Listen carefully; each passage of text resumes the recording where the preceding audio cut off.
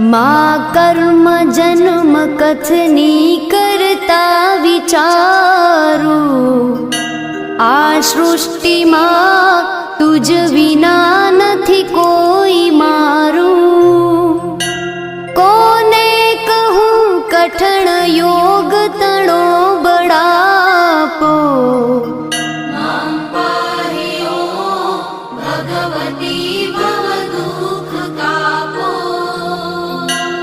હું કામ ક્રોધ મદ મોહ થકી છકેલો, આડંબરે અતિ ઘણો મદથી બકેલો।